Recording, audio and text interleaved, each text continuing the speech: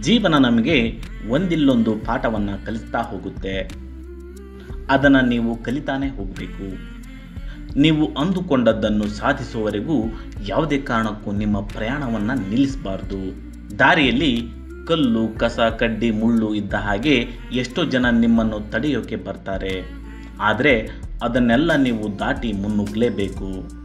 ಬದುಕು ಅನ್ನೋದು ಒಂದು ಕ್ರಿಕೆಟ್ ಆಟ ಇದ್ದಂತೆ. ಮೈದಾನದಲ್ಲಿ ಸುತ್ತ ನಿಂತವರು ನಿನ್ನಂತೆ ಕಂಡ್ರೂ ನಿನ್ನ ಸೋಲಿಗಾಗಿಯೇ ಅವರು ಕಾದು ಕುಳಿತಿರ್ತಾರೆ. ಒಬ್ಬ ಯಶಸ್ವಿ ವ್ಯಕ್ತಿಯ ಹಿಂದೆ ಒಂದು ನೋವು ತುಂಬಿದ ಕಥೆ ಇರುತ್ತೆ. ಹಾಗೆಯೇ ಆ ನೋವಿನ ಕಥೆಗೂ ಕೂಡ ಒಂದು ಯಶಸ್ವಿ ಅಂತ್ಯ ಇದ್ದೇ ಇರುತ್ತೆ. ಆದ್ದರಿಂದ ನೋವನ್ನು ಕೂಡ ಸ್ವೀಕರಿಸಿ ಯಶಸ್ಸಿನ ಕಡೆಗೆ ಹೆಜ್ಜೆ ಇಡಿ. ನಾಳಿನ ಒಳಿತಿಗಾಗಿ ಇಂದಿನ ಕೆಲ ಸಮಯವನ್ನು ಮೀಸಲಿಟ್ಟರೆ ತಪ್ಪಿಲ್ಲ. ಆದರೆ ಬರೀ ನಾಳಿನ ಚಿಂತೆಯಲ್ಲಿ ಇಂದಿನ ಸಂತೋಷವನ್ನು ಕಳ್ಕೋಬೇಡಿ. ಹಾಗೆ ನಿಮ್ಮ ಗುರಿ, ನಿಮ್ಮ ಕನಸುಗಳನ್ನು ಬಿಟ್ಕೊಡ್ಬೇಡಿ. ನಿಮಗೆ ಸೂರ್ಯನಂತೆ ಮಿಂಚುವ ಆಸೆ ಇದ್ದರೆ ಮೊದಲು ಸೂರ್ಯನಂತೆ ಉರಿಯೋದನ್ನು ಕಲೀರಿ. ಸೋಲಿಗೆ ಹೆದರಿದರೆ ಸೋಲು ನಮ್ಮನ್ನು ಹೆದರಿಸುತ್ತೆ. ಸೋಲನ್ನು ಎದುರಿಸಿ ಬದುಕಿದರೆ ಸೋಲು ನಮ್ಮ ಜೀವನದಲ್ಲಿ ಗೆಲುವು ತಂದುಕೊಡುತ್ತೆ.